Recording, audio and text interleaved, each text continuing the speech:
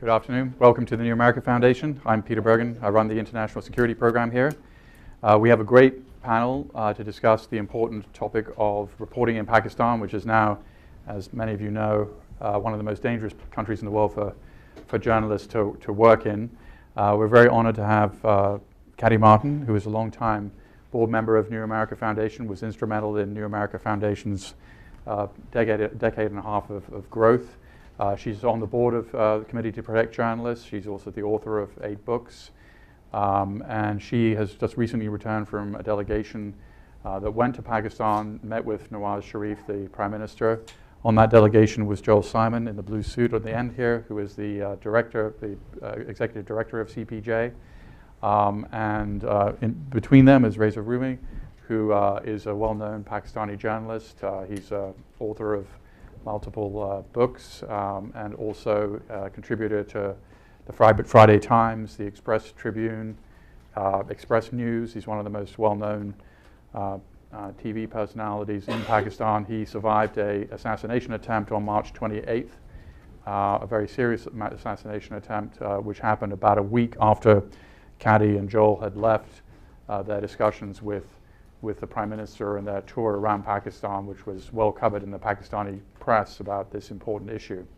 And so we're going to have sort of a conversation between the three of us, the four of us, and then we'll open it up to your questions. So Kati, starting with you, tell us a little bit about the content of your conversation with Prime Minister Sharif, and what he said, and the takeaways that you had from that conversation. Joel, chime in as needed. Yes, please. Well, thanks, Peter. Hello, everybody. First, let me just say how pleased I am that New America continues to engage in this really important conversation about Pakistan and about journalism in Pakistan. Pakistan, however complex and sometimes deeply upsetting and even annoying to the United States government, is a vital partner. And my husband always said that in the AFPAC equation, a phrase that he coined, really it should be PAC-AF, and that Pakistan was the more important factor in that equation. And indeed it is. So we have to continue, like it or not, to be engaged. And for us at the Committee to Protect Journalists, the situation for our colleagues there is dire. And we are going to stay on top of that. And we are determined not only to give these very brave, Reza doesn't like it when I call him the bravest of the brave. He says he doesn't want to be the bravest of the brave, but indeed he is.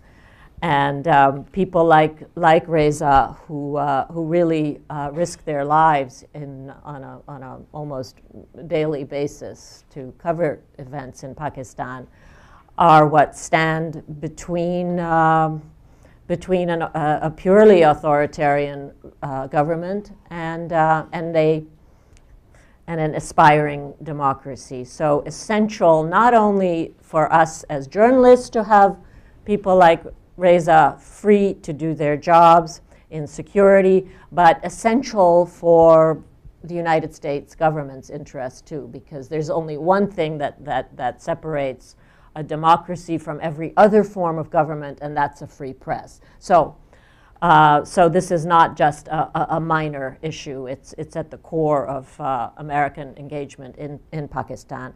And although Pakistan is one of the most dangerous places for journalists to work, as Peter noted, we had an extremely productive mission and came away feeling that the trend was in the right direction. But nothing is ever simple in Pakistan, as all of you Pakistani watchers and Pakistanis know. It's one of the most complex places in the world. So to return in a long-winded answer to Peter's question about the meeting with Prime Minister Nawaz Sharif, It was an extremely, in both tone and substance, an extremely positive meeting. And I've been doing these missions for the Committee to Protect Journalists for 20 years and have done them in some of the most unpleasant places in the world, because where else do journalists have trouble? And I must say that this was the most positive meeting I've ever had with a head of state, in that there was no defensiveness, no, what are you talking about? You've got the wrong facts. Here are my facts, which diverge from your facts. None of that. No pushback from the Prime Minister. On the contrary, he was well briefed on the issues that we raised, and very of a mind to accommodate our we had a wish list, and he added his own. And the conversation did not stay in the confines of his office, because the following day he repeated officially the concessions that he had made, which I'm about to get to. And I think I had a very distinct feeling that the Prime Minister understands that Pakistan's global image has really suffered as a result of the murder of journalists, the impunity with which that is happening. And by our count, it's 47 journalists murdered, targeted specifically for doing their job. So we're not talking about people caught in a crossfire, but these are targeted assassinations of the sort that thank God, Reza dodged.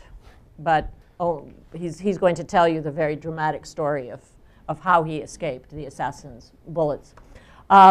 So shall I go on? I don't want to hog the air. No, you're not hogging the air. We've got plenty of time. So what did you ask him for? So, and Joel, please feel free to if I miss something. Here are the things that we agreed to with the Prime Minister, or that the Prime Minister agreed to. The formation of a new body, a council to be made up of representatives of the government and the media, and a special body that will be sort of a central switchboard for cases of abuse of journalists. And journalists who feel threatened will now have a place to go, kind of a hotline, if you will, with journalists on it. And the Prime Minister immediately appointed the third member of our delegation, Ahmed Rashid, whom I'm sure most of you know, the distinguished Pakistani journalist and author, to be the first member of that new body. And Ahmed agreed with only a little reluctance. But anyway, he's on it, and they're going to, I think they've appointed some government officials as well. So that's a body information. Additionally, the Prime Minister also announced a special prosecutor to deal with cases of both murders and other attacks against journalists. And I forgot to say, please turn your cell phones off. Yes, indeed. Including mine. Including yours. And so one central special prosecutor, and then 4 regional special prosecutors to deal with cases of attacks against journalists. Additionally, he agreed, after we pointed out how painful and cumbersome it is to get visas for American journalists or Americans in general to go to Pakistan, he immediately turned. Yes. That's interesting, because a sort of follow-up question there is, if you're an American journalist going to Pakistan, you get these Islamabad, Karachi, Lahore visas only. Right. Yes. So was he open to? Because that's a very big issue. It is. I mean, we mentioned that, and he, without committing directly to that specific thing, talked about how important it is that journalists come to Pakistan and cover the country and cover it in a diverse way. And then we did ask him about the issue involving Declan Walsh, the New York Times correspondent who was expelled from Pakistan and has not been allowed in. And we asked him to try and resolve that situation, and he did commit to doing that. So it was in that context that we talked about these issues. Huh. Yeah, so I think those were, and in the upcoming, if they indeed take place, negotiations with the Taliban, we asked that he put the issue of journalists' rights to practice their profession unhindered, and he agreed to that. So, as I said, nothing is ever a straight or smooth road in Pakistan, and the week after we left, Raza suffered an attack. Well, so Raza, what happened? Well, I think, well, first of all, thank you very much for having me here.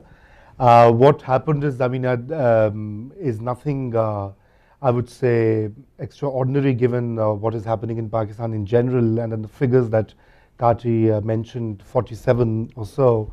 And if you look at there's a newly launched report by Amnesty as well, which also cites some rather ghastly cases of journalists under fire.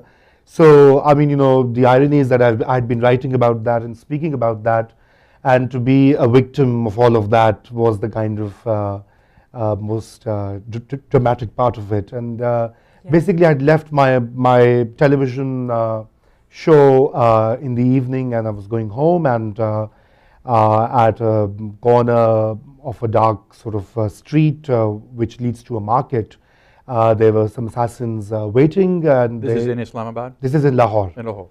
In Lahore. And on the night of March 28th. And they sprayed bullets. First of all, they targeted the driver who was taking me home.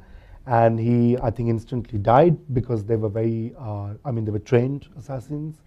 And thereafter, my instinctive reaction was that at the sound of first bullet was that I thought that, oh, finally it has happened what I'd been dreading.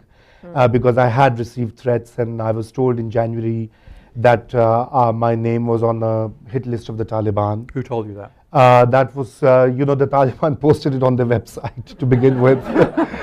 That's nice. Very thoughtful. Yeah. The wonders of the internet. So you had a heads up.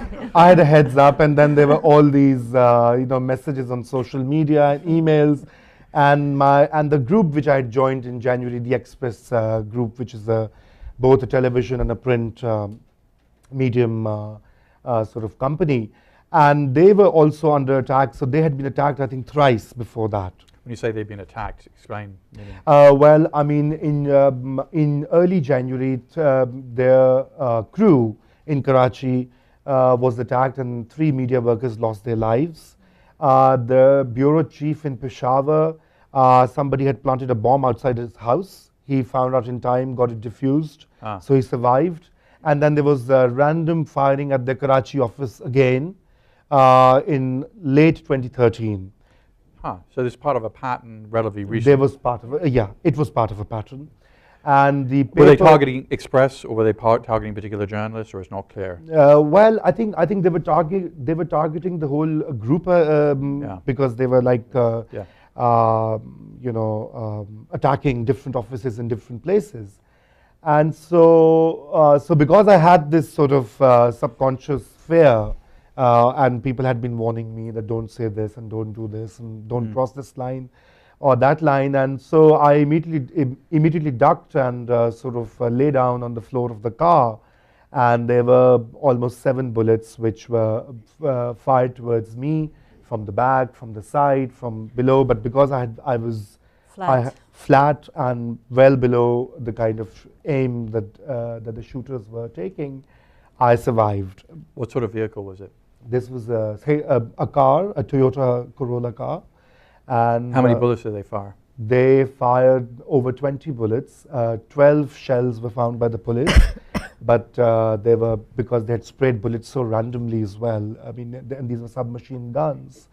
So they had basically, they were trying to ensure that the target was achieved.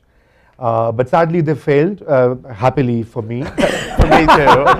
I'd say we're all happy. Sadly. So, I mean, one has to empathize with all, Only a journalist would say that. Really, I think that goes too far. in that goes a bit too far. I admit I was What was just your being... family's reaction? Well, obviously the family was completely traumatized because you see, I had a safe career with the government of Pakistan. That's how I started. I was in the administrative service, and then I went on to the Asian Development Bank as a governance and policy expert. I left all of that to do journalism in 2008. I mean, one of the colleagues here, he knows me from my pre-journalism days. And so I did that largely because with the return of democracy in 2008, I thought there was increased space for public engagement and sort of correction of the narratives which exist in Pakistan, particularly in the vernacular press and the television, where you had all these conspiracy theories and laundering of various extremist ideologies. And I thought, well, now is a democracy and things are looking up, so it's time to jump into the fray. So I was writing before that. And that's one of the good things about journalism in Pakistan, right? Yes. I mean, that there is, and that's a sort of Musharraf legacy. It's one of the few good things that he did. Yes, he did. The deregulation of media and this whole opening up of the industry. And you have nearly 90 TV channels in Pakistan. You have over 125 FM radio stations and 600 plus newspapers. It's a thriving, booming industry. Yes. This is the paradox. This is the paradox. So on the one hand, you have this huge, quest for freedom of expression, free expression, reporting, etc. And on the other, you have all these elements, both within the state and particularly the non-state actors. And importantly, you were reporting both in English and Urdu? Or? Yes. I was the television engagement for the last 3 years. You see, that's what got me to trouble, because I was writing in the English press, reporting and op-eds, etc. Which no one cares about. Nobody really cares. I mean, you guys read it actually. Right. But I mean,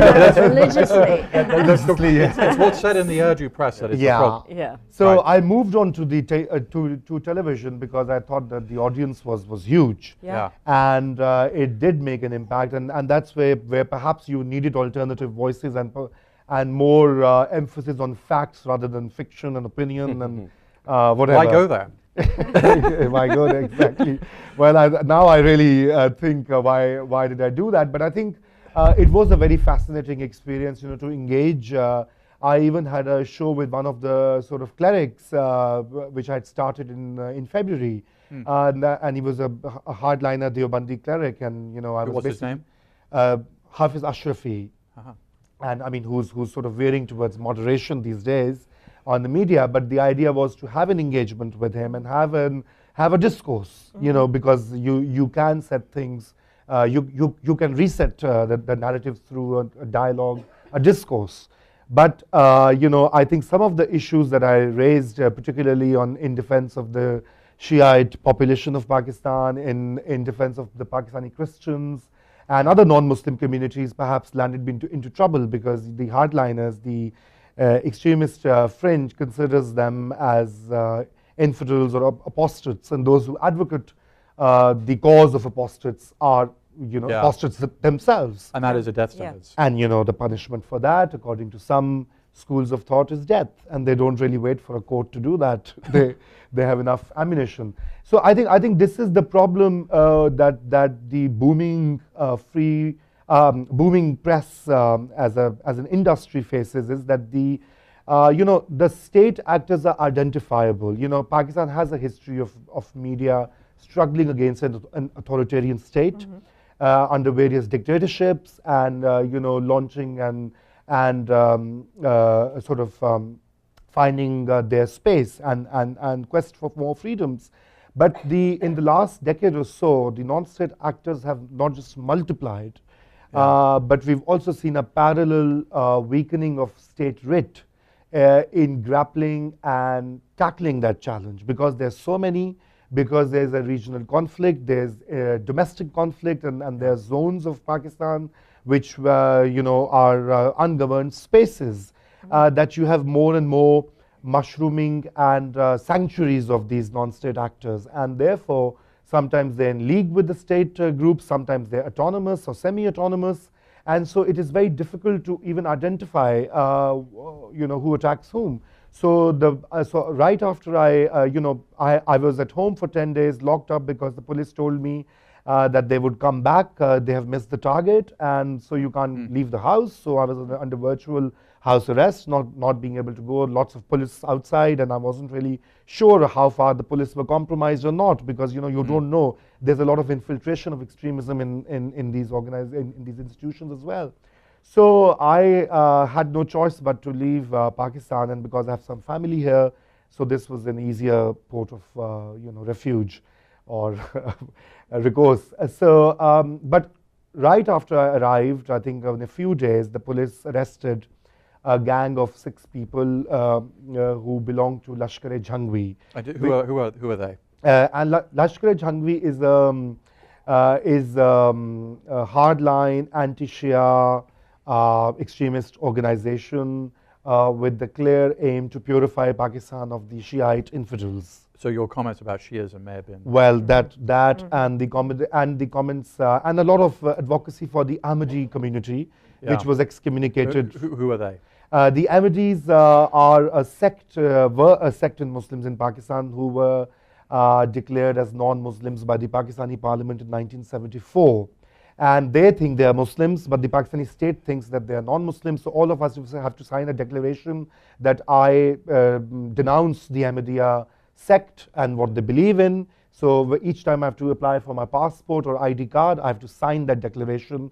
All of us have to do that. I did not know that. That is interesting. Well, so... And so the Ahmadis, their beliefs about Islam seem to be analogous to Mormon beliefs about Christianity. Well, I mean, well... They're quite close. Yeah. Quite as an analogy, yes. Yeah. But I think the issue is that, my line always was that, I don't want to get into the theological aspect of it, because they have been suffering lots of discrimination in Pakistan, lots of killings have gotten their way, and the students are discriminated in colleges, schools, etc.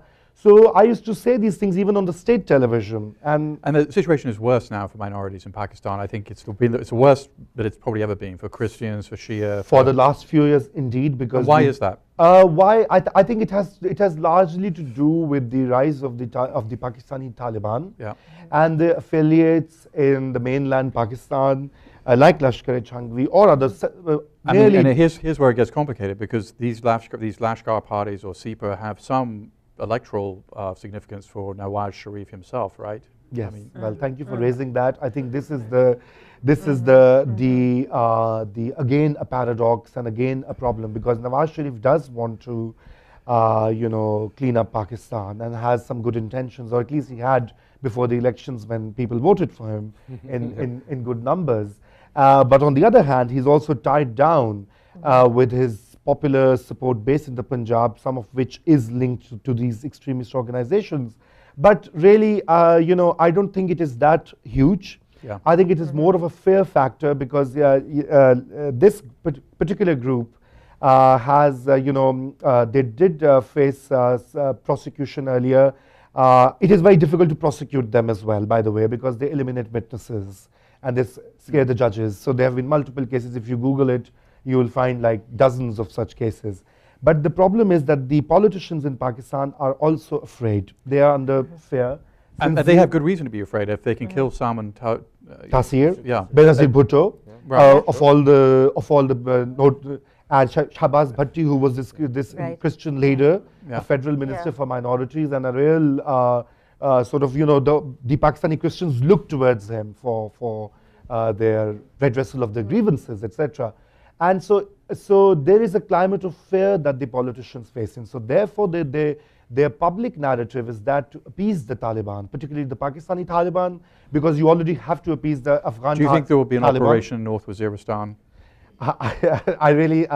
I think a partial operation has already started, but I don't see a full-scale operation going on, largely because of the fear of reprisal attacks in the Punjab, because the affiliates in the Punjab province, which is nearly 10 to 11, 100 to 110 million people in Pakistan, that is where the fear of reprisal attacks is the greatest. Because I've heard that the military actually wants to do this operation now, which is and the civilian leadership doesn't want to do it. Is that I think that is true to a great extent, because there is a lot of pressure within the ranks of the military. You have nearly 5,000 military personnel who have been killed in the last 1 decade. You have nearly 5 generals who were killed by the Pakistani Taliban and their affiliates. This is even a greater tally than the 3 wars that Pakistan waged with India. And so therefore you have this really strange situation where the military is facing all these losses. There's a growing pressure within the ranks to do something about it, because they feel angry about this, and the politicians sadly have a shorter time period in front of them, because they're looking at the election in the next 3-4 years. So they're looking for a quick fix. So if talks can deliver some sort of a basic peace. Can you think of a time when talks with the Taliban have ever delivered anything?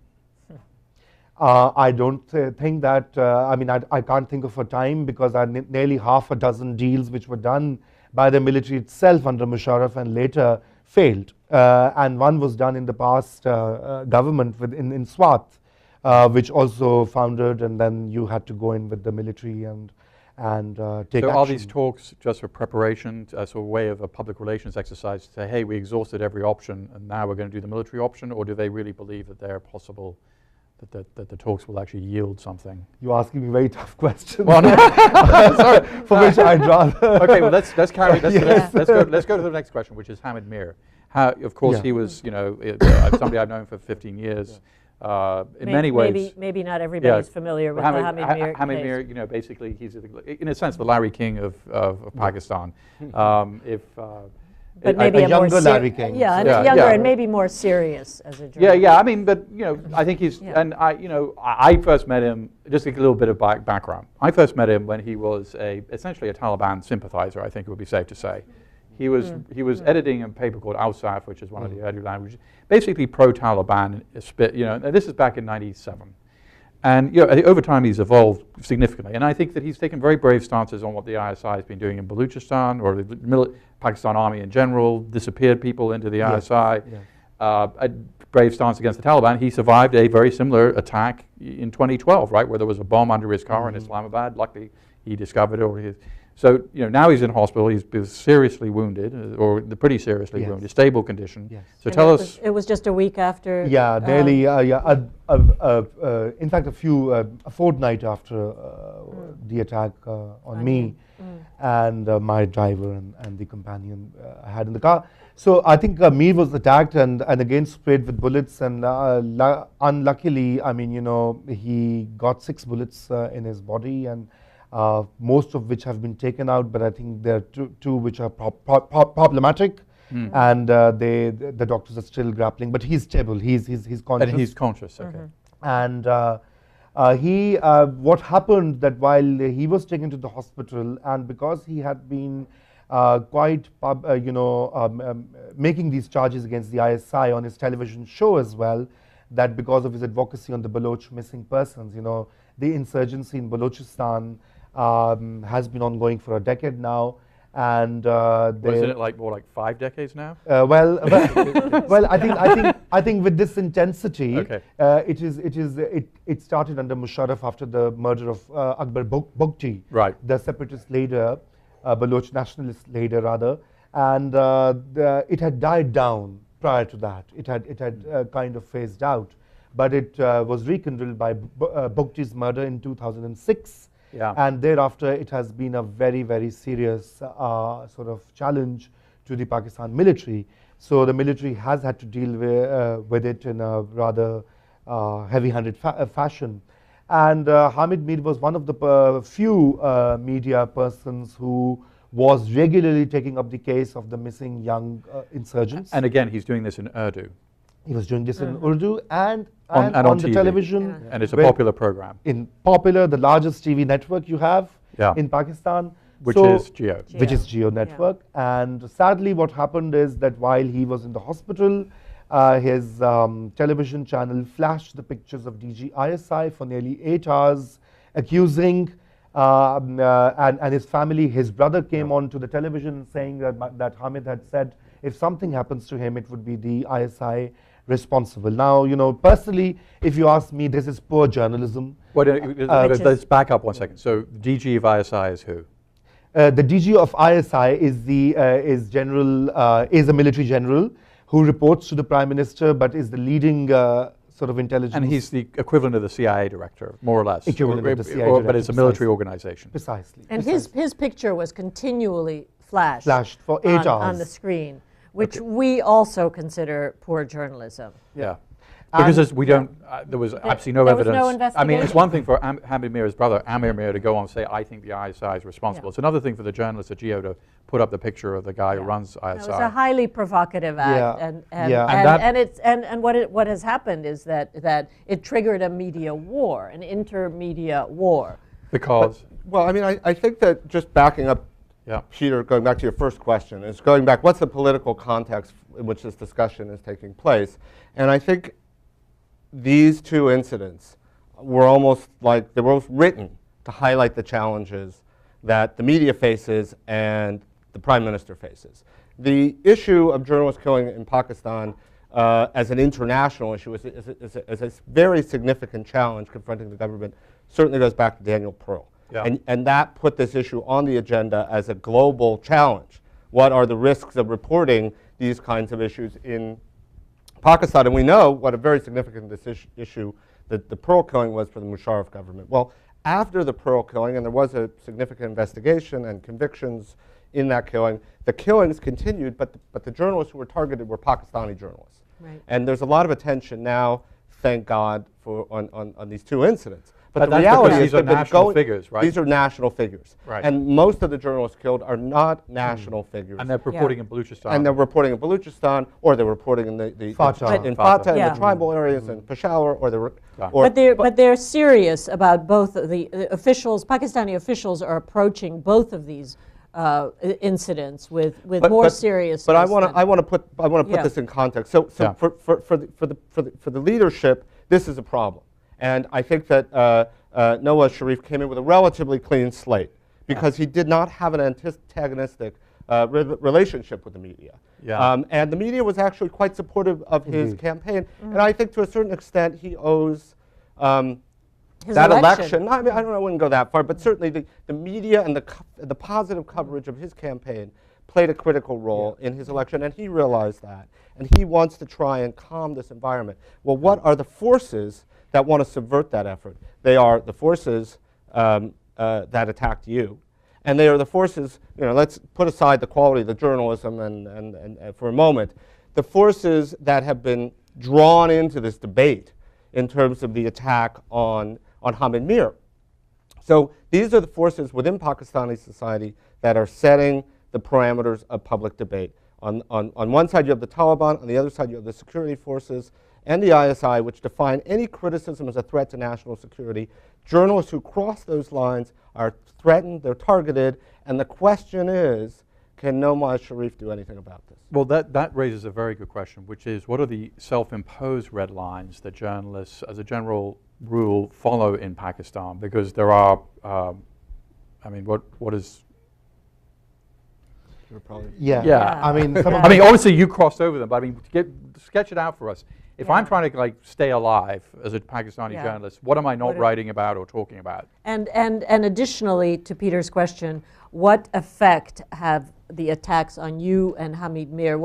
To what extent have they chilled the media environment as a result of how different is it now than even when we were there a few weeks ago? Right. In light of this, because there was. You know, we spent a lot of time with your colleagues, and there was this sense of forward movement. Yes. To what extent has that now been chilled by these attacks? Well, I mean, I think some of the questions, Peter, you were asking me on the military and etc. are the kind of red lines, you know. just to give you an example to illustrate it rather Yeah. on the spot. Okay, but I think in general, staying alive and staying safe means that you don't get into trouble or do not report freely or on the powerful actors. And as Joel rather succinctly put, that on the one hand you have the might of the state, the security forces, the ISI, the IB, and the other intelligence agencies. And on the other hand, you have three kinds of non-state actors. One are the violent extremists. Then you have the separatists in Balochistan, who also, by the way, kill and attack journalists. And the third kind you have are the political parties or the gangs affiliated with the political parties. Yes. And one of them, one of the young journalists of GeoTV, again killed a few years ago, was killed by a gang which was affiliated with a political party in Karachi, the port city of Pakistan. And that thankfully that is the only trial which has been prosecuted and the killers have been punished. Walid Khan Babar. Yes, Babar, Yeah, yes. yeah. So, Walid I Khan mean, that Babar. raises an incredibly important issue, which is like Benazir Bhutto's death has not really been properly investigated by any standard in Pakistan. And I think we know who killed her. I mean, I think it's Bayatullah Masood overall. But so the problem is that the impunity, I mean, Salman Tazir's assassin was the guy who was his bodyguard, so Yes. that was relatively easy. But I mean, do you have any confidence that, whether it's Hamid Mir or in your own case, that the real people responsible will be brought to justice?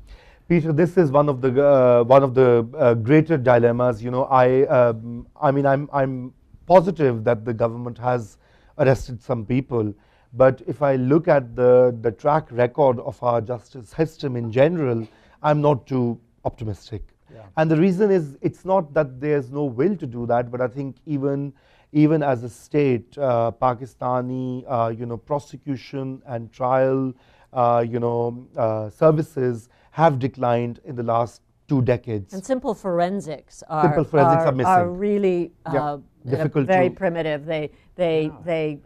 Crime scenes are not taped off typically. Right.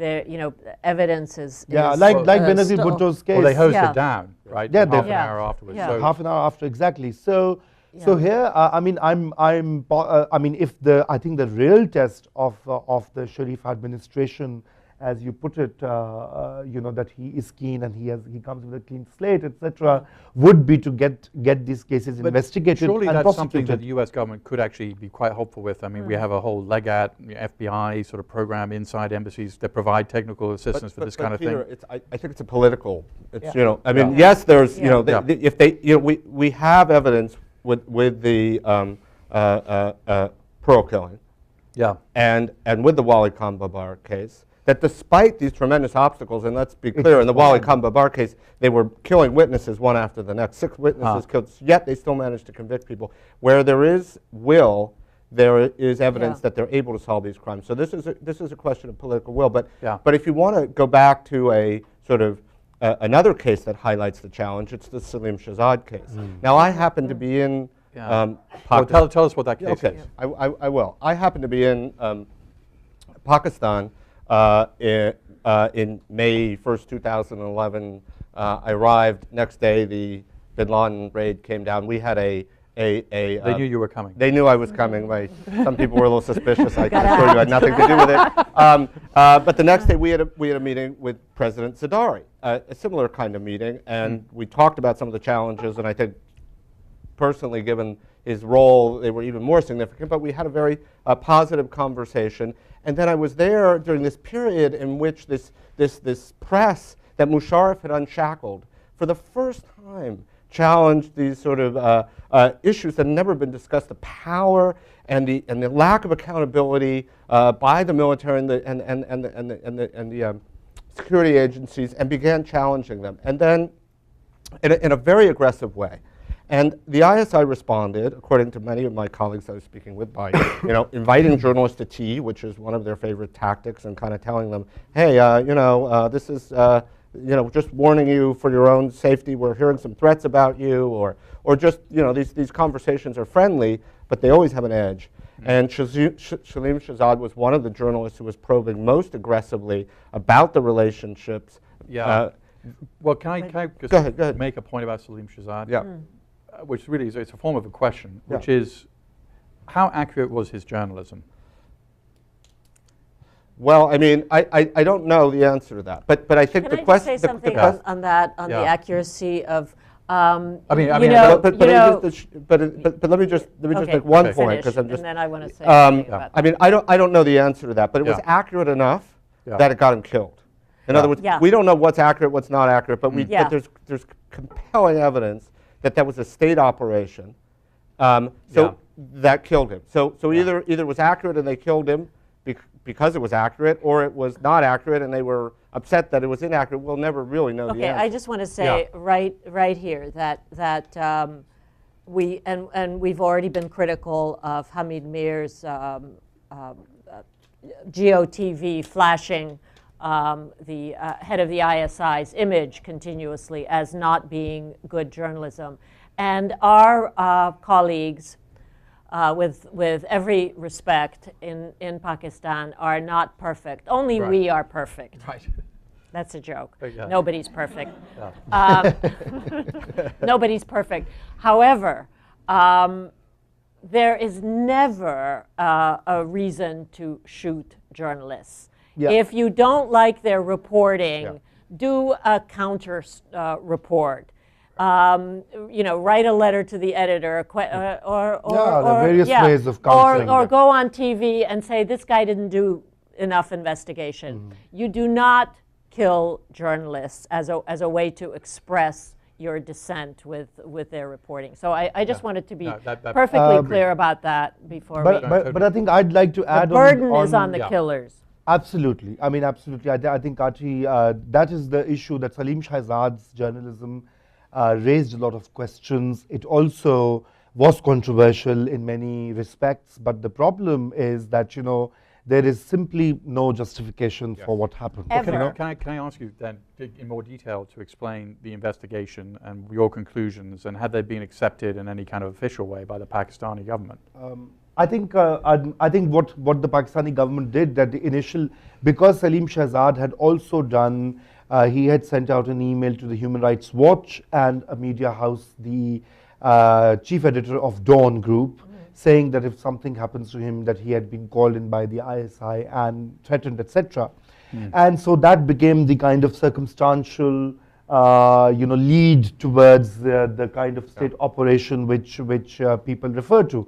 So in response to that, and it was very, very ghastly what happened, because his body had been buried. It was then searched. It was exhumed and identified. So it was a very tragic case overall. And then a commission was set up, a very high-powered commission headed by a Supreme Court justice of the Pakistani court.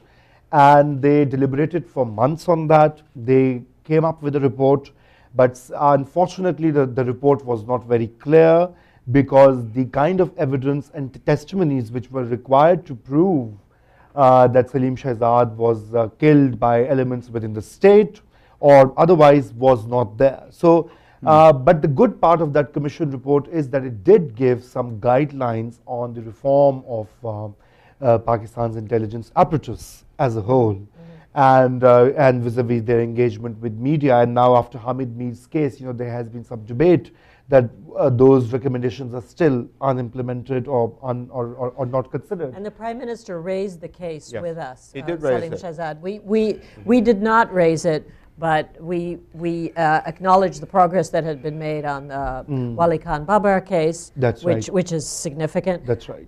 And then he said that we have to move on the Salim Shahzad case. So I think it's the U.S. government view that it was an ISI operation. Absolutely, and I think that's been fairly well documented. I think Mullen basically made that claim. Yeah, I think it was raised a lot by the U.S. government, and perhaps, but I mean, I just want to steer it back to what happened within Pakistan, is that the inquiry commission did interview hundreds of people. Many witnesses came forth. Many people from within the media came forward, gave their testimonies.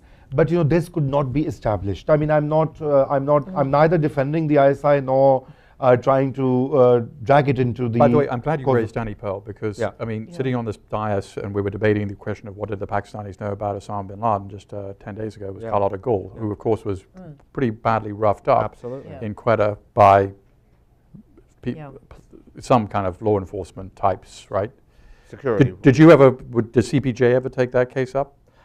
We knew about it, but Carlotta at the time decided, not to make a step. But Declan is okay with you raising the issue of why can't I come? I mean, Oh, he was, yeah. he was, yeah. No, That- I stopped off in London on the Yeah. way to Islamabad to meet with Declan and get And guidance from him on what he wanted. He practically and he's been in Pakistan so long he could have a Pakistani passport, right? He's been exactly. there for 8 years, and right? as a matter of fact, he isn't. I don't know whether this is the Times articulated an official position, but Declan is not clamoring to become to resume being the Times bureau chief in Pakistan. He wants to be able to go to Pakistan, among other things. All his worldly goods are in Islamabad. He was given 48 hours to pack up, and the time that he spent reporting on the election. So he wants the persona non grata status lifted so Yeah. that he can come and go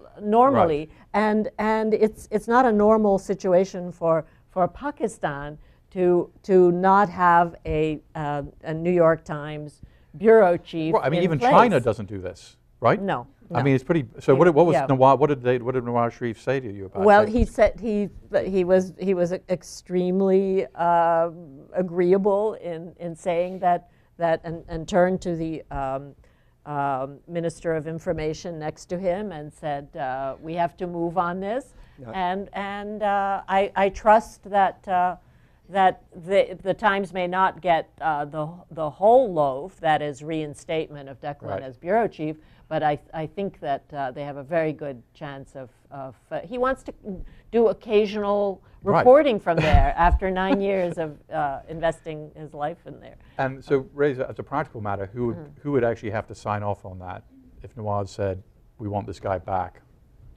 Well, I think the declaration of persona non grata for a foreign journalist would have involved the Interior Ministry and Pakistan's intelligence agencies, which report to the Interior Ministry because they give clearance for foreign journalists, and in that case, largely the Interior Ministry. So, I mean, I think whatever we are talking about brings in the fundamental issues that face Pakistan, the civil-military imbalance. Yeah.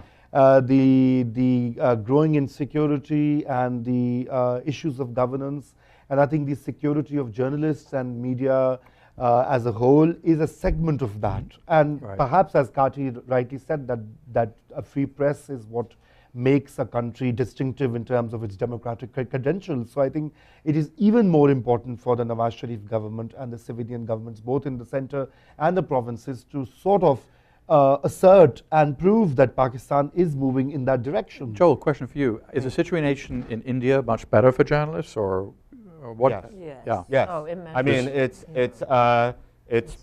better. I mean, that doesn't mean India has very significant challenges. There's a tremendous disparity between the national press and concentrated in the major cities, and there is a similar dynamic. Are Indian journalists being targeted for being journalists? There have been some killings. There was one killing of a prominent journalist who was covering organized crime in Mumbai.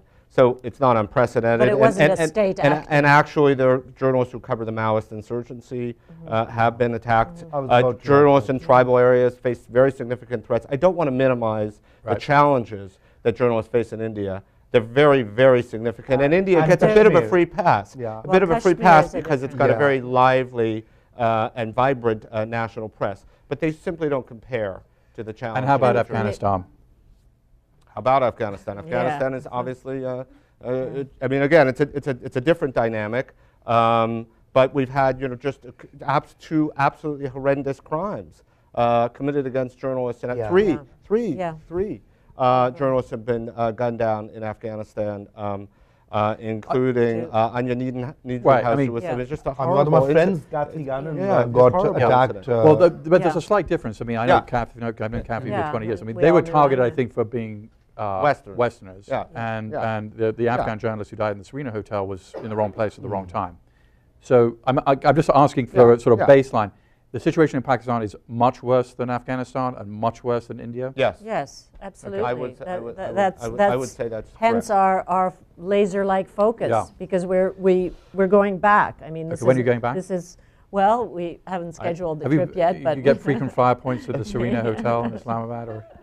But I just want to add that I think in the case of India, in the state of Jammu and Kashmir, there have been many incidents, and I'm in touch with a lot of journalists there who work there and who face a lot of problems with the security agencies. In Indian-held Kashmir. In Indian-held Kashmir, and also the areas where Maoist insurgency takes place. So I mean, I'm not trying to act as a typical Pakistani reaction to India, but I think just want to lay. And Peter, I'm not sure that it's helpful in this context to compare. Pakistan and India are compared all the time, but Well, I think it's useful to say to Pakistan, look, I mean, if part of the argument is that your international image is suffering, and look, in your immediate neighborhood, this is very unusual. Well, although one thing I will say is there's high levels of violence against the press throughout South Asia. It's definitely Pakistan. Leading at the moment. Is off the charts. But we have high levels in Bangladesh, Sri Lanka. India, journalists are killed more frequently than people realize. Again, does not compare to Pakistan. But this is a regional challenge. What can be done, by the way? I mean, Kati and I were talking about this a little bit. I mean, we had Saba Imtiaz was a fellow here, and she's a Pakistani journalist. And I asked her to write a piece after the attack on you for the South Asia channel, which we edit out of here, for foreignpolicy.com. And I said, Saba, she described the problem, and I said, you haven't provided any solutions. Well, there are some. Well, and I said some of the solutions I tried to suggest to her. She said, look, they won't work. So one was I learned from the guy who edits Pajwalk, which is the Afghan wire service, that if they do a big story on corruption, they do it as a collective with other. With other journalists. That is, you've just nailed it. There is an absence of solidarity among Pakistani journalists that is really weakening the entire media picture. So that when one is attacked, the others attack the one who's been attacked. If I may add a bit, I think that is absolutely, we have discussed the state and the non-state part of this matrix, but I think the way Pakistan's media industry has also behaved, especially, because I'm going through this whole process in a month's time. For example, when I was attacked, the other rival TV channels and media groups did not report as much they ought to have. In fact, they completely blacked out the news. After Hamid Mir. Why? Well, because it was very simple ratings game. If they would say somebody was being assassinated on the streets of Lahore, people would switch to my channel, and the profits and the revenues would go there for 1 week. That is insane. It's as insane as that. Yes. Yeah, and there's an irresponsible media owner culture. Yes. That they first of all they don't provide minimal security for journalists. They don't provide minimal training for how to cover highly perilous situations. There's no training. Okay, so that's something they really could fix. Yes, absolutely. Yes. These are tangible things. No life insurance. And no life insurance for reporters who go into Balochistan or other difficult areas. They die, and all these things are important. But I do want to keep the focus squarely on the government, and but there are things that the government needs to do. But the owners have responsibilities. Absolutely. Were you able to have discussions with any of them? I've not in this trip. I've had many discussions with owners, and what are the discussions don't go far. Well, they're constructive in the sense that they acknowledge. Constructive, I love that word. But this is a problem. Challenge instead of problem.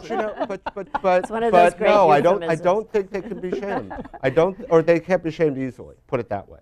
And the by the way, can I throw out an idea? Just want to end this. One quick idea, maybe controversial one.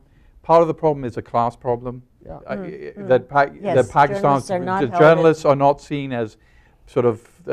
Is this an untrue statement? That there's a little bit like they're sort of like a different class, and therefore they don't need to be protected, and they're not. No, I think it's changed. That's changed, a decade ago. Okay, but that's still part of the. If it's a decade ago, it's Yeah. still part of the And makeup. Peter, I have to say that part of the problem here again is the state and ISI's influence on the press and the relationships that they've forged. That they you know, let's give the media some responsibility for this. This is definitely, but the security forces have exploited this split, For sure. ramped it up. Yeah. The ISI has made a move in the military to try and shut down. Wait, we have to get Nick Schmidl in here for this. yeah. I mean, Yeah. since he was thrown out of Pakistan. Yeah, yeah. Nick, we're talking Pakistan reporting. Nick is a fellow here and was and a New Yorker writer and was thrown out of Pakistan for his reporting, right? But can I just return for a second to our core interest in this, and that is to break the cycle of violence against journalists. The key thing is to end the impunity. Yeah. And how do you do that? You do that by actually prosecuting the murderers. Yeah. And until that happens, Yes, absolutely. journalists will be fair Absolutely. game. Absolutely. Until you see a guy being convicted of murder for the crime of Before we hitting a throw it open, journalist. I want to ask, So- because there's a question about Hamid Mir here. Okay, so like Hamid Mir leaves Islamabad where he lives, he takes a flight to Karachi and is attacked shortly after he leaves Karachi airport. That implies somebody who has access to airline schedules. This is not something the Taliban has some sort of database about who. I mean, so where does that lead you, Reza? Well, if you saw Declan Walsh's story, I mean, he has cited some of the investigation he did earlier, and he said that, you know, even a few years ago, Lashkar-e-Jhangvi had infiltrated the Geo network and was trying to use a reporter to murder an editor. This is, I mean, he found it, and then there was another case of infiltration by another extremist organization. So you see, what I'm trying to say is that that while state prosecution, bringing the murderers to justice is very important, but I think the media organizations also have some share of responsibility, and perhaps they could learn a bit from other contexts.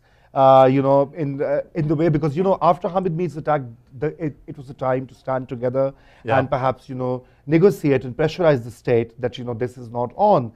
Instead, what we have is that all the other media houses on one side and GeoTV is on one side, and GeoTV is now labeled as a traitor television network, which should be shut down because it's harming Pakistan's national interest and is an unpatriotic outlet. So you have this complete split now in the middle. Express calling for Geo to lose its license. Yes. Wow. And where is the all collegial channels, I mean, solidarity? and he was in the hospital, and there So you were can- rival anchors were saying, well, look, why was the traitor not shot in the head? Why have the bullets gone in his leg? I'm translating from Urdu. Well, who are these anchors? These are from the rival channels. They said that this traitor channel should be immediately stopped. You know, so this is not the ISI saying it, Joel. I mean, you know, I want to emphasize this point. Yes, the state does have a central role in our society. You know, in all post-colonial. But the problem has to be attacked from every from every angle. The problem is what do you do with these media owners? With these journalistic bodies, which need to have some kind of a conduct. Well, let's get into the journalistic owners in a little more detail. I mean, who are they? Well, I mean, first of all, what has happened is that, you know, we allowed cross-ownership in early 2000 under Musharraf. What does that mean? Well, basically, people who own big newspapers could open up TV channels. Kind of like Rupert Murdoch. And radio. Exactly. Like, you know, following some of the bad practices. You know, and so 5 or 6 groups turned into these mini oligarchs. So GeoTV emerged as the biggest baron, capturing about 60 to 70% of the market share of private TV viewing, of newspaper reading, circulation, etc. So that is at the top. And the rest of the 40% of the private viewership or media consumption is shared between other media owners, and who all want to act as the GeoTV. Which is owned by Jang Group. Which is owned by the Jang Group. Who are they? The Jang Group, well, I mean, it's a business family from Karachi. But the turning point was the anti-Musharraf campaign, because in 2007, when Musharraf was getting weaker in the domestic political context, GeoTV ran a successful campaign against Musharraf, and which ultimately brought him down and made Which him Hamid resign. Mir played a key role in. In which Hamid Mir was central, yes. And in fact, because the army was coming to the door of Precisely. GeoTV to close it down. Precisely, And he they- did. Yeah, it was they shut down for 7 weeks as well.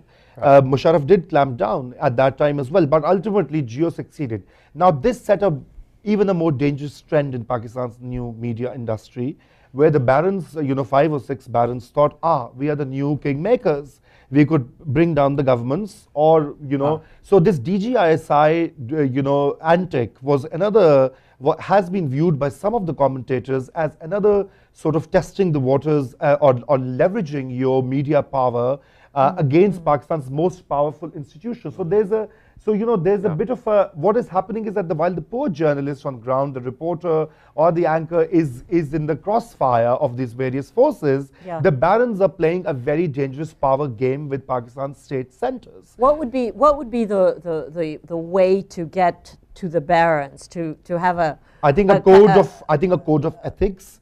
There's a broadcasting. But who could initiate? Who could summon such a conference? There is a regulator, which is Pakistan's Electronic Media Regulatory Authority, PEMRA, and PEMRA has this mandate to convene. And I think it's a very weak regulator, like other regulators in Pakistan. So no surprises there. So PEMRA has a role. I think the journalistic associations like the CPNE. PFUJ have a role to pressurize. Yes. They could always mobilize the union power or the collective power to pressurize the barons that they need to stop acting like small tin pot dictators in the Pakistani pond and get out and do something for their workers who are dying left, right, and center. And does the U.S. have the U.S. is not very popular in Pakistan. We're not going to get into drones, but that's certainly a theme. If you spend any time in Pakistan, you engage in that conversation, and we're deeply unpopular. Does the U.S. have a role to play in this beyond?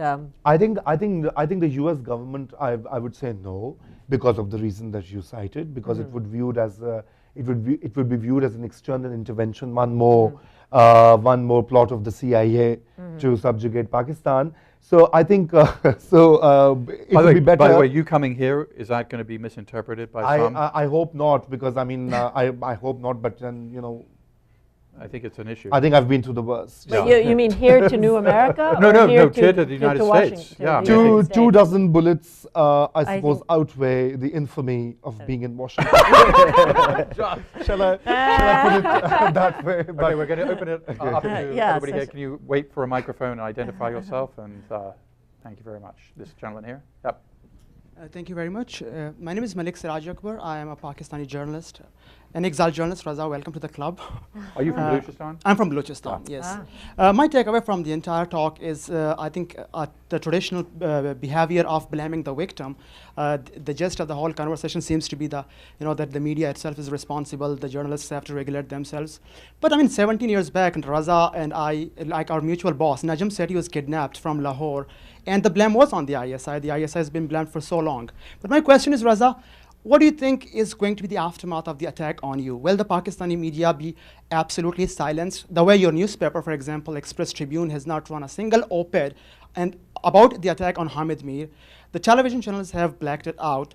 So what is the aftermath? Will the Pakistani media be absolutely silenced, or will it, trigger a wave of activism for the media's freedom? Because similar to what Kati was saying, overly optimistic attitude towards Prime Minister Nawaz Sharif. It was the Ministry of Defense under Prime Minister Nawaz Sharif which moved the resolution that Geo television should be shut down. So what is the democratic government doing about it? Thank you. Yeah. I I really don't know what is going to happen, but for sure, I think my newspaper, where I write a regular column, Express Tribune, had already been under attack, and they had even been asking me not to write on certain subjects. They would, the editors would turn it down. And surely it has been silent after Hamid Mir's attack. I think there's a huge, the media is divided. And that is why I was not, towards the end blaming the victim, but I said that the media owners, as businessmen, as corporate interests, do share some measure of, okay, even in the smaller percentage, responsibility for taking care of their employees, and simply that contractual obligation is missing. If you send your people into to cover a bomb blast site without a bulletproof vest or without the necessary equipment or a life insurance, I mean, what are you doing to people? Yeah. You're exploiting them, and this is what's happening. That's the real story of Pakistani journalism as well. Other than the high level, high profile ISI targeting Hamid Mir or Sethi or whoever, these are there, but at the same time there are also these problems. So I'm Siraj, I was trying to kind of make it more nuanced, than we definitely didn't want to give the guns after the journalists. Yeah. That's true. Everybody knows, but there's much more rot within the industry, and that also needs a debate. But I think at the moment, sadly, there is a culture of silence. I think Kati mentioned that after the attack happened on me, whoever half a dozen or a dozen people who used to oppose the talks with Taliban stopped doing that, and there was a silence. There were more and more sort of calls to appease the Taliban.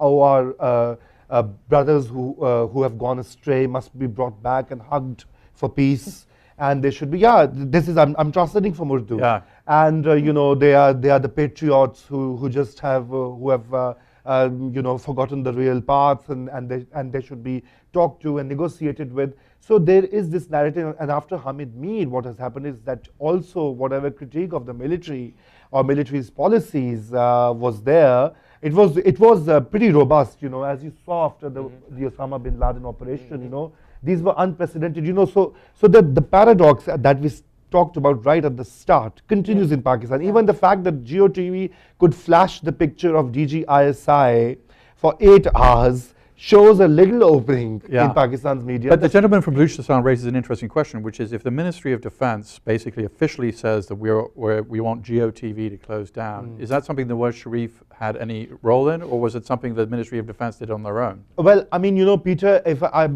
would like to, Siraj, we have also tampered with our constitutional freedom so much that the Article 19 of Pakistani Constitution, which shows free speech, has a long list of qualifiers. Okay, so you say every person has free speech unless that you cannot talk about against the glory and integrity of Islam. You cannot talk against the defense and security of Pakistan. You cannot talk against, I think, 2 other subjects. There are about 5 qualifiers to freedom of speech. So technically, in a very narrow sense of Pakistani jurisprudence, Ministry of Defense does have a basic case. Sadly, that's how it is, because they can make an argument that Pakistan is in a state of war, and here's a TV channel trying to defame its intelligence apparatus, its military, etc.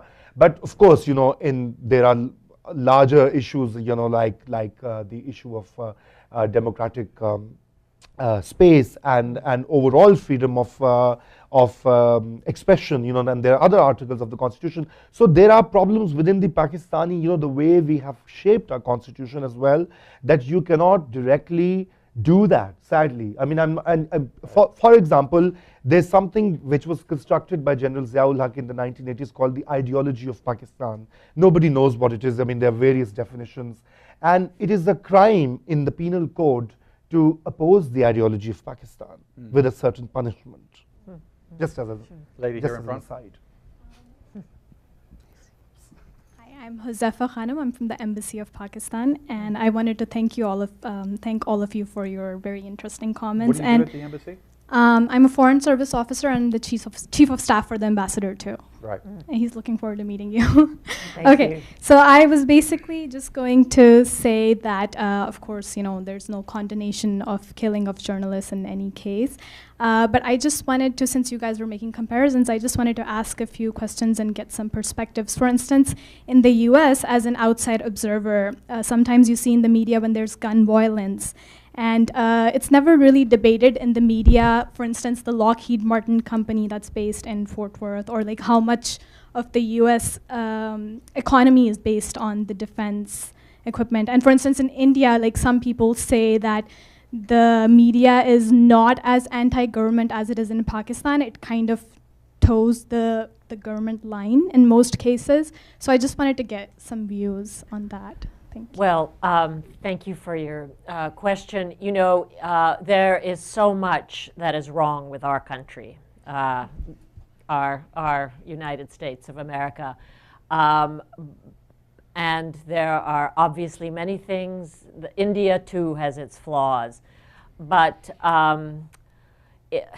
our mission is a very specific one. The Committee to Protect Journalists exists. It was founded by a group of American journalists who had worked overseas and were very much taken up with the cause of the problems that our colleagues were having overseas. We're the only organization that is uniquely focused on press freedom issues beyond our borders. It is by no means a statement of America's lack of media shortcomings. God knows we could have a weekend seminar. In fact, we did a discussion here about that issue not too long ago with Len Downey and yes. Rajiv Chandrasekaran right here Yeah. about U.S. press freedom challenges. So it's something we do talk about. We do talk about, Yeah. and nor do we wish to act as you know, preachers who land up in countries, you know, with all the answers. We don't have them, but we are concerned about our colleagues in Pakistan, and that's our reason for being. Well, Joel and Kati, correct me if I'm wrong. There was an American journalist killed in Arizona in the late 70s, Yes. right? Yes. Yeah, and it was a car bomb. Yes. Right. Now, didn't a consortium of Yes. other all sorts of newspapers and Right. TV stations basically get together and say, we are going to investigate Yes. what happened here, and they basically That solved the case. Is that, Yeah. or is that? I mean, They made very significant progress, and we've seen that strategy emulated, sometimes with success and sometimes without success. A group of journalists from Paul Klebnikov was killed in Russia, tried to create a similar consortium. Yeah. It was very challenging. I've seen it happen in Colombia Yeah. as well, where journalists have come together. Yeah. did it work in Colombia? Well, you know, there's always Yeah. challenging, but there's more solidarity there. What I have seen in Colombia is different media organizations get together, work collectively on an investigative project, run the story simultaneously on the same day without bylines. Yeah. This was at the height of the violence. Can't see that happening in Pakistan. Can I just also say that I wrote a book about the murder of an American journalist during the Greek Civil War, a man named George Polk, after whom the Polk Awards are named. And the official story was that he was killed by the communists. This was the beginning of the Cold War. And my book, The Polk Conspiracy, I recommend it. One of 8 books. Now available in paperback. I unraveled the official story and in fact led the crime to Washington and London and our right-wing allies in Athens. So that's actually how I got involved in the Committee to Protect Journalists. After I wrote this book, I got a call saying, would you like to work on behalf of journalists other than those killed in Greece? And so I hope you understand what I'm trying to say. We don't discriminate against countries. We discriminate against people who attack journalists. Okay, we'll start with this lady here. Thank you. Hi, Reza, it's good to see you. Can you identify yourself? Oh, sure. My name is Sana Ali. I used to work with the Embassy of Pakistan with Ambassador Sherry Rahman, who's doing great media freedom work as well in Pakistan now. I'm a student at Johns Hopkins SAIS, and I actually am very proud of the fact that in your career you've spoken in Urdu and you've spoken to the majority of people and made a lasting imprint in many conversations. That's something I hope to do as well in Pakistan and discuss all of these things. And you underscored the importance of a code of ethics, something that needs to exist. And I've spent a lot of time thinking about what is a better use of my energy? Should I be speaking on Ahmadi issues and Shia issues and the sectarian violence that's done? Or should we really start on a code of ethics? Is that something that we really need to work on, political parties? And I don't think you have the liberty of choosing. I think you need to do all of that at once. So my question to you is, what is it that political parties who maybe aren't in power can be doing to solidify these media rights? Is there something they can do on local levels? If maybe the Nawaz Sharif government has many federal concerns, are there other things other parties can be doing? Thank you. Good question. Yeah, I mean, because Pakistan's electronic media is a nascent industry, and it still does not have a code of ethics. And in fact, if you remember that there were issues like the television channels would show too much violence, body parts of a suicide bomber, and which is not shown anywhere in the world. So then the parliament did intervene in the previous government, and they came up with a parliamentary committee, suggested a code of conduct on what sorts of things could be shown on television in terms, in the context of terrorism. And now, after the Mr. Mir's incident, a parliamentary body has been formed to look into some of these guidelines as to how the TV channels should be reporting on certain issues. But I think the political parties have a fundamental role. They have been shirking that role. I think this is the problem in Pakistan, is that the traditional initiative of governing the country was with the unelected institutions like the military and the civil bureaucracy, that the political parties and the political elites did not come forward, and they have shied away from that particular initiative, and now you see some signs of that. So I agree with you. Yes, the political parties have a role, and along these parliamentary commission types, because that is where such debates must end up. Okay, we're going with to some have resolution. this gentleman here and David Sedney and this gentleman. We're going to just do three. We're going to start gathering questions because this gentleman, start with. Yeah, my name is Steve Gorzula. Last year I was in Pakistan, chief of party for a USAID project on hydro and irrigation development in North Waziristan. A couple of weeks ago in this very room, there was a presentation where they described Pakistan as having a Praetorian administration. It was an allusion to the Roman Empire, where the Senate could behave and function well, but if they misbehaved, the Praetorian Guard could step in. From what I'm hearing today, well, all the journalists are fighting among themselves and being killed by apparently the military establishment, the Taliban.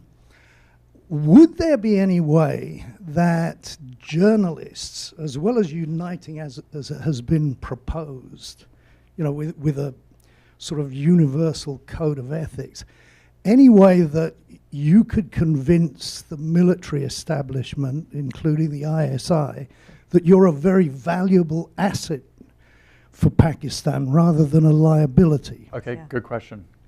So, David. Thank you, David Sedney. And I'm currently an independent analyst and commentator. I did work for the U.S. government for 30 years, and Well, I think explain what your last job was. I was the Deputy Assistant Secretary of Defense for Afghanistan, Pakistan, and Central Asia, and I certainly acknowledge that we in the United States have many failings, including in the U.S. government. It's one of the reasons that's one of the reasons I resigned from my job.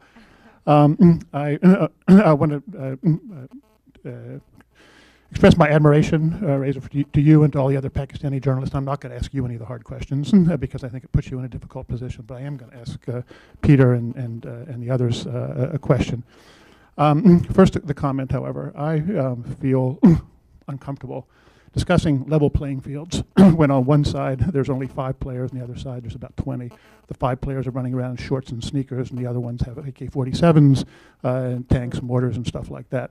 And the more time you spend discussing the level playing field, the less you pay attention to the real issue, in my view. And I think this, to be frank, I thought you spent too much time worrying about the level playing field and not enough time worrying about the reality here. I want to go back to somebody who you had just a few weeks ago, Peter. You had Carlotta Gall here, I think, on the same stage, talking about Pakistan as well. And tie that into a comment Reza made. He said that the anchors were not run by the ISI. Well, that's actually an interesting question, because in addition to the instruments of force that you discuss, there's a long history, and many Pakistani journalists I know have talked to it. The Pakistani intelligence services use positive incentives. They pay journalists. They encourage them to write things that are positive for the government. They encourage them to fight among each other. And so my question for you, Peter, and for the people from the committee, is that besides being against the killing of journalists, which you do tremendous work on, what about helping journalists become good journalists, fair journalists, and resisting those kind of positive incentives? We will give you money. We will get your children into a really good school. And by the way, if you don't, we'll kill you. Good question. Okay, this gentleman here.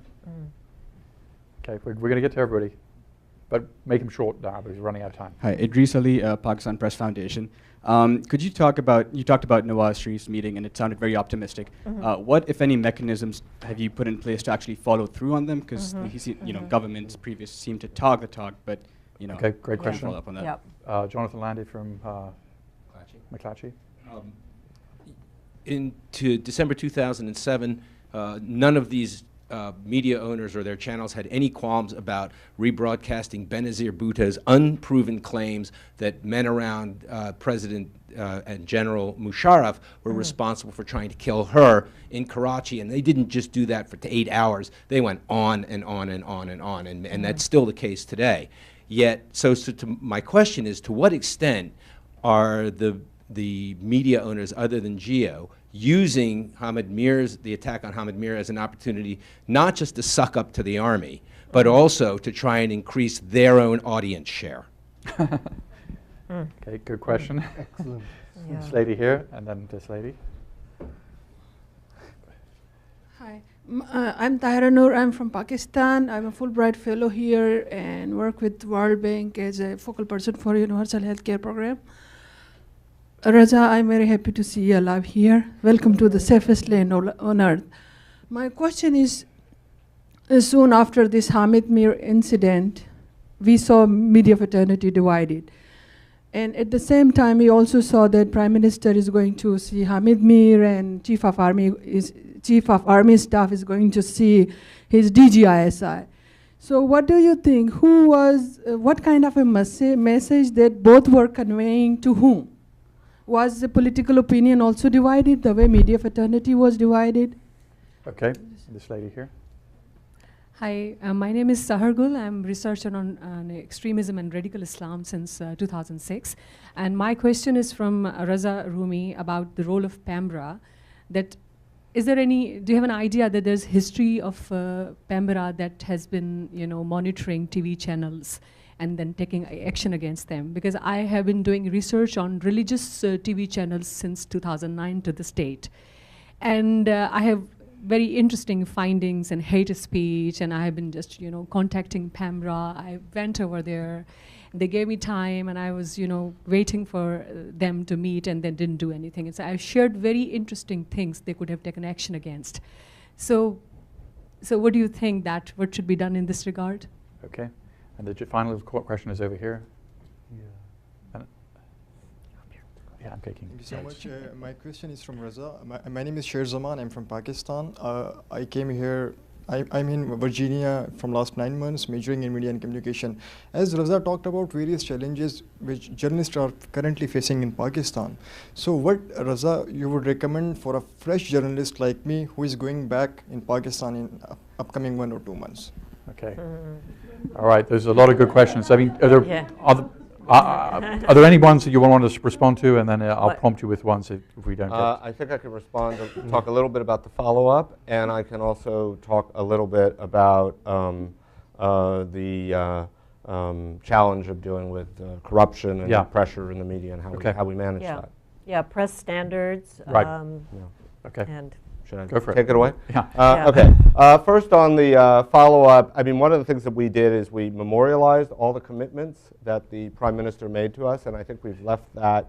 There's some copies outside if you want to take that. And we distributed those commitments to all the key actors, including diplomatic community, officials, civil society, diplomatic community, and we've asked them to follow up and hold the government to account on these commitments, the specific commitments that were made. We obviously will be doing the same, and but it's not something that we can do single-handedly. The question is, how broadly will the commitments that were made very publicly, which were memorialized and concretized, be adopted more broadly by the media community and the interests that are defending the media? That's what we're going to see. That's the strategy. Can I add Okay. to that? After this session, I'm going to the State Department to meet with Ambassador Dobbins, who is in charge of Afghanistan and Pakistan for this administration. And I do believe that to reach that magic tipping point, you do have to attack from every angle. And therefore, I think it's very important for us to have the support of the State Department and the White House in their dealings with Pakistan, as unpopular as the United States is in Pakistan. I think we do still have a certain amount of leverage. So we're certainly enlisting the support of the State Department. And then tomorrow I'm meeting with your boss, Ambassador Jelani, to talk about follow-ups to our trip, and plus we made it very clear that we would be returning. So that has them scared. We'll always come back. And yes. the corruption issue. And on the corruption yeah, issue. well, the corruption issue, I really agree with your analysis. I think it's important that you brought it up. I'm afraid I'm not going to give you a very satisfying answer because the issue is tremendously complex. Basically, my answer is that the media in every society that I see reflects the dysfunctionalities of that society, including our own. and Pakistan is no exception. But let me give you another example where corruption of the media is an overwhelming problem in the context of this issue, Mexico, okay? There, the dynamic is very different. You have drug traffickers basically making the same offer. Either you write about us in a positive way and we pay you, or you don't write about us and we kill you. And in Pakistan, you described the dynamic very well, but it's different. So what I would say is it's an immensely complex issue. It's one that we have to address in different ways in different societies, but the fundamental thing you need to do in this context is make sure that the government meets its responsibilities, and that responsibility means that when there is violence committed against the press, regardless of the circumstances, when a journalist is killed, there needs to be a systematic, comprehensive investigation, and those responsible need to be brought to justice. And that's the single most important message that we need to deliver over and over and over again. And we can't allow any contextual variables to detract from that clear, defined responsibility that the government has. And I just want to add that the best cure for corruptible journalists is to pay journalists a living wage. And so insofar as we have any voice at all, any influence at all with media owners, we need to drive home the point that journalists need to be paid what the market bears. Reza, final thoughts on? Yeah, I'll just address that. I think what you mentioned about the politics following the attack on Hamid Mir is absolutely spot on, because it has become a kind of a civil-military tension point. And the fact that the Prime Minister and his ministers were backing the GOTV network rather clearly and solidly for many days was viewed as a sign that somewhere within the civilian government was siding with the stance of GOTV being, and being hard on the ISI. And some conspiracy theorists, again on the rival TV channels, went to the extent of saying that it was a plot by the Prime Minister and his party, and it's a conspiracy, mind you. So to actually do all of this, to remove the DGISI from from the scene. So I mean, I don't buy that. But the issue here is that yes, that split has also come into play, and that has also muddled the waters. And you are absolutely right about the corporate interests. I think they are reigning supreme.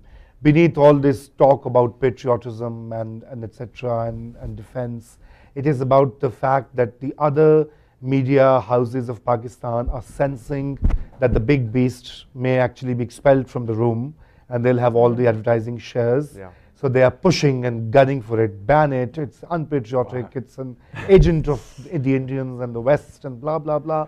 So you have this whole narrative on television, and at the core of it for the media industry is the profit and corporate interest. I think the more you know about Pakistan, the less you know about it. It is, but we have the best possible panel to discuss this. And in a way, this subject, as Kati said, it's about the future of Pakistan in a lot of ways, because so I want to thank Kati and Reza and Joel for their insights and times. This is one of the most lively panels we've had. Thank you all for your excellent questions.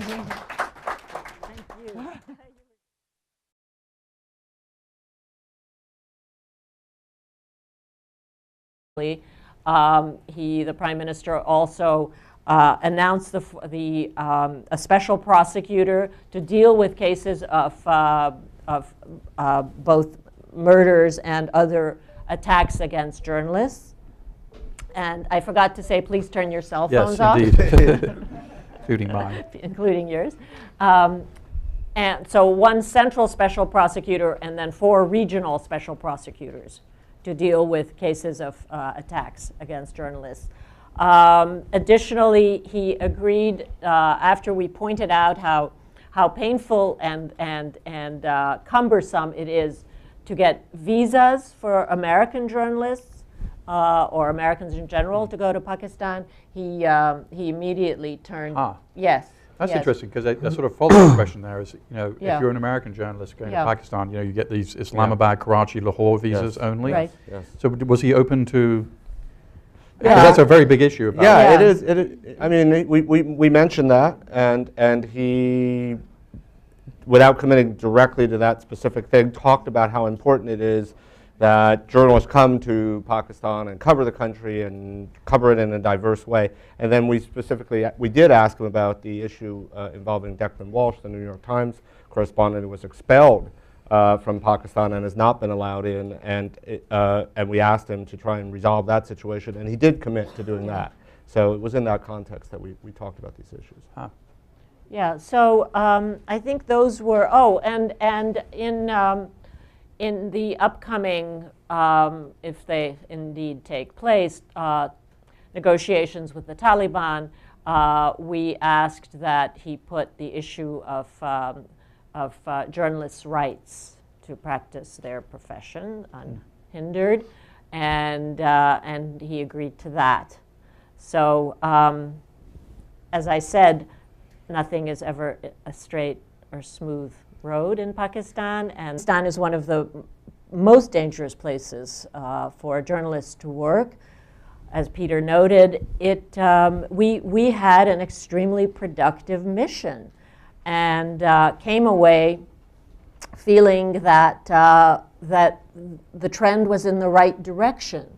But nothing is ever simple in Pakistan, as all of you Pakistani watchers and Pakistanis know. It's one of the most complex places in the world. So, to return in a long-winded answer to Peter's question about the meeting with Prime Minister Nawaz Sharif, it was an extremely, in both tone and substance, an extremely positive meeting. And I've been doing these missions for the Committee to Protect Journalists for 20 years and have done them in some of the most unpleasant places in the world, because where else do journalists have trouble? And I must say that this was the most positive meeting I've ever had with a head of state, in that there was no defensiveness, no, what are you talking about? You've got the wrong facts. Here are my facts, which diverge from your facts. None of that. No pushback from the Prime Minister. On the contrary, he was well briefed on the issues that we raised, and very of a mind to accommodate our we had a wish list, and he added his own, and the conversation did not stay in the confines of his office, because the following day he repeated officially the concessions that he had made, which I'm about to get to. And I think I had a very distinct feeling that the Prime Minister understands that Pakistan's global. Good afternoon. Welcome to the New America Foundation. I'm Peter Bergen. I run the International Security Program here. We have a great panel to discuss the important topic of reporting in Pakistan, which is now, as many of you know, one of the most dangerous countries in the world for journalists to work in. We're very honored to have Kati Martin, who is a long-time board member of New America Foundation, was instrumental in New America Foundation's decade and a half of growth. She's on the board of the Committee to Protect Journalists. She's also the author of 8 books. And she has just recently returned from a delegation that went to Pakistan, met with Nawaz Sharif, the Prime Minister. On that delegation was Joel Simon in the blue suit at the end here, who is the executive director of CPJ. In between them is Reza Rumi, who is a well-known Pakistani journalist. He's author of multiple books, and also contributor to the Friday Times, the Express Tribune, Express News. He's one of the most well-known TV personalities in Pakistan. He survived an assassination attempt on March 28th, a very serious assassination attempt, which happened about a week after Kati and Joel had left their discussions with the Prime Minister and their tour around Pakistan, which was well covered in the Pakistani press about this important issue. And so we're going to have sort of a conversation between the three of us, the four of us, and then we'll open it up to your questions. So Kati, starting with you, tell us a little bit about the content of your conversation with Prime Minister Sharif, and what he said, and the takeaways that you had from that conversation. And Joel, chime in as needed. Yes, please. Well, thanks, Peter. Hello, everybody. First, let me just say how pleased I am that New America continues to engage in this really important. Image has really suffered as a result of the murder of journalists, the impunity with which that is happening, and by our count, it's 47 journalists murdered, targeted specifically for doing their job. So we're not talking about people caught in a crossfire, but these are targeted assassinations of the sort that thank God, Reza dodged. But he's going to tell you the very dramatic story of how he escaped the assassin's bullets. So shall I go on? I don't want to hog the air. No, you're not hogging the air. We've got plenty of time. So what did you ask him for? So, and Joel, please feel free to if I miss something. Here are the things that we agreed to with the Prime Minister, or that the Prime Minister agreed to. The formation of a new body, a council to be made up of representatives of the government and the media, and a special body that will be sort of a central switchboard for cases of abuse of journalists. And journalists who feel threatened will now have a place to go, kind of a hotline, if you will, with journalists on it. And the Prime Minister immediately appointed The third member of our delegation, Ahmed Rashid, whom I'm sure most of you know, the distinguished Pakistani journalist and author, to be the first member of that new body, and Ahmed agreed with only a little reluctance. But anyway, he's on it, and they're going to, I think they've appointed some government officials as well. So that's a body information. Additional conversation about Pakistan and about journalism in Pakistan. Pakistan, however complex and sometimes deeply upsetting and even annoying to the United States government, is a vital partner. And my husband always said that in the AFPAC equation, a phrase that he coined, really it should be PAC-AF, and that Pakistan was the more important factor in that equation. And indeed it is. So we have to continue, like it or not, to be engaged. And for us at the Committee to Protect Journalists, the situation for our colleagues there is dire. And we are going to stay on top of that, and we are determined not only to give these very brave, Reza doesn't like it when I call him the bravest of the brave. He says he doesn't want to be the bravest of the brave, but indeed he is. And people like Reza, who really risk their lives on a almost daily basis to cover events in Pakistan, are what stand between a purely authoritarian government and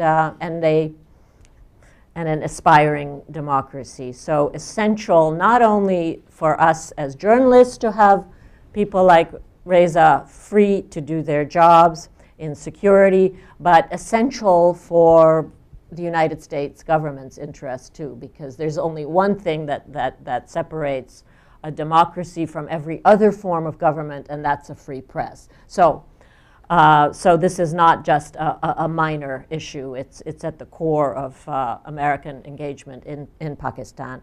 And although Pakistan